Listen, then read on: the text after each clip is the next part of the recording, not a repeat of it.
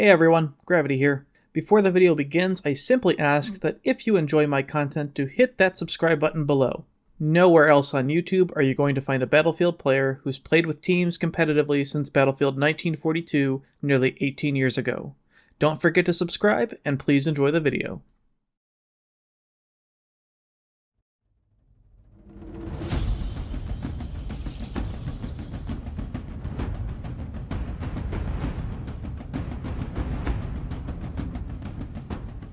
Over the nearly 20-year history of the Battlefield franchise, there have been several great maps worthy of praise.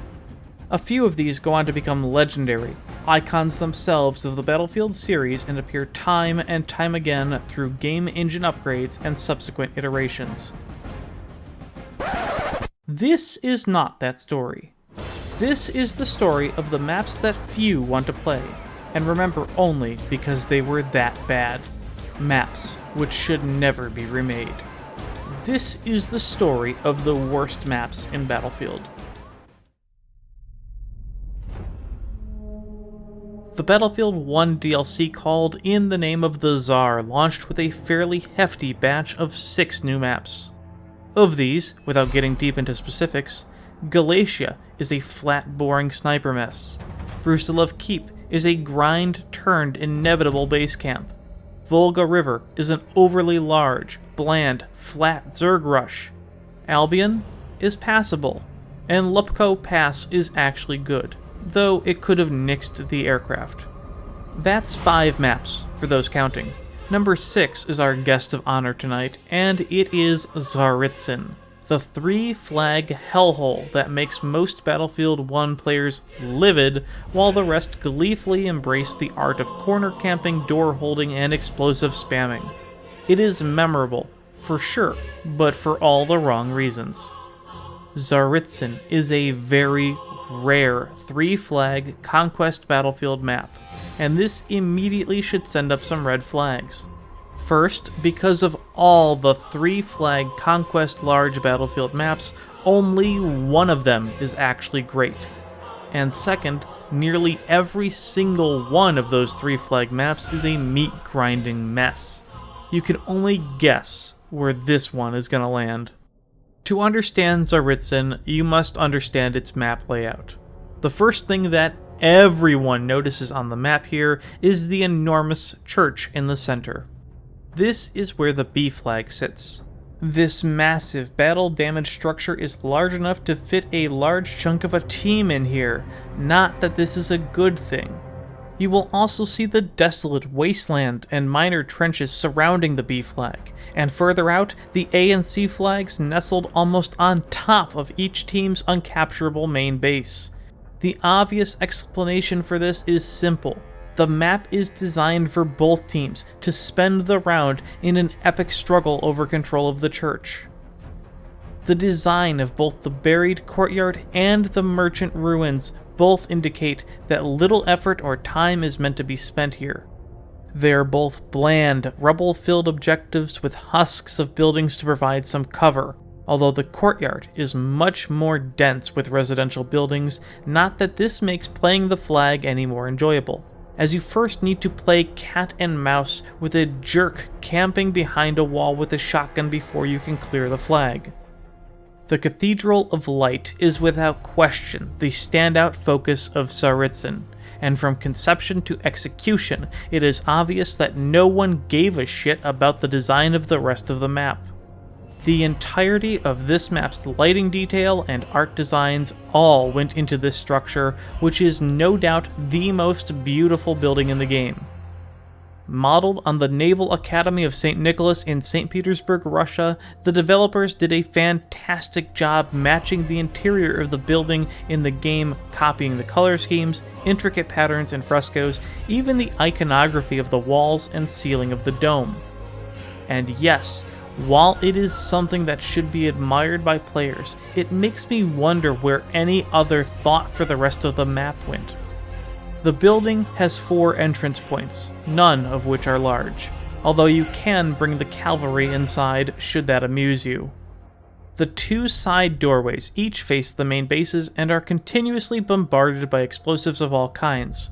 It turns out to be one of the most obnoxious flags ever for Battlefield 1's gas grenades, as the main hall actually isn't as large as it looks. The main entrance on the south side is a minor connecting hallway which provides some cover to attackers and is the most reliable entryway. On the north side, the chapel is bombed out, making another entrance and granting the defenders access to the upper gallery via a ramp of rubble, where snipers and campers usually sit to hold the doors. Attacking the cathedral is immensely frustrating. Players are exposed, vulnerable, and huddled together like penguins outside the doors. Sniper players hiding on the very outskirts of the map in the broken buildings have great luck hunting players running from door to door. There is the lone tank on each side, which is usually positioned to hit as much of the wall as possible. And finally, just when you think you can break into the doorway and target somebody inside, enemies flank around from the trenches to wipe your squad. Ultimately, there are two scenarios which dominate the map. First, Team A manages to hold two flags, including the church, while Team B spends most of the game massacring themselves trying to get inside. Eventually, some people from Team B figure out that this is stupid and move to take Team A's gimme flag. However, most players who do this usually take the flag and leave to go back to the center. This causes some players from Team A to leave the church and respawn at the main to retake it, which usually happens. Half the time, enough players from Team A will leave the church for it to be taken by Team B, and the cycle restarts. In the second scenario, Team A holds the church and the gimme flag, but rather than being a bunch of pansies, they get aggressive and push down toward the enemy gimme flag. Because the map boundaries narrow inward toward these outside flags, it is easier to camp the enemy team in. And a solid amount of the time, a full cap will occur as Team B tries to re-establish a flag capture. In an effort to honor one of the heroes of the actual battle, only one landship tank is available to each team. On Zaritzen, these tanks rarely, if ever, have a major effect on the battle. As with landships, it is the side cannons which do most of the damage and not the driver's seat.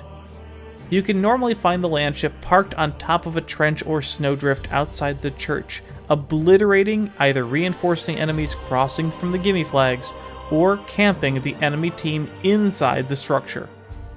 These tanks become almost worthless around the A and C flags due to its close quarters, grindy terrain and buildings, making them super vulnerable to grenades and mines.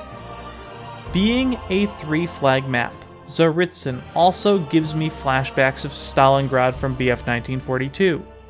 This shouldn't be surprising, given that, historically, Zaritzen is actually the original name for the city which would later become Stalingrad, so it's only fitting that players face an unforgiving grind in the same place.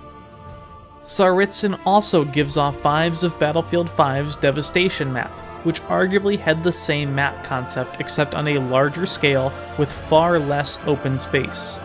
Devastation's additional flags, greater pathing options, and larger cathedral essentially correct every single problem of Tsaritsyn and make it one of that game's best. Let's be honest, if you like spammy grind maps, you probably like Tsaritsyn. It is a map where a player can easily become overwhelmed by numbers in a game where you have enough ammo to deal with only a couple at a time. The church layout, art design, and lighting are absolutely beautiful, but that doesn't make up for the frustrating gameplay. Being inside the church is a screen-shaking, gas and explosive-filled tomb, and being on its outside walls provides players no cover from snipers, the tanks, or any lucky flank from the trenches. I admire the attempt to centralize a map's main battle on one large flag, but the design just isn't adequate for the scale of the battle. Zaritzen is a mess. If you want a map designed for infantry combat that actually works, go play Devastation instead.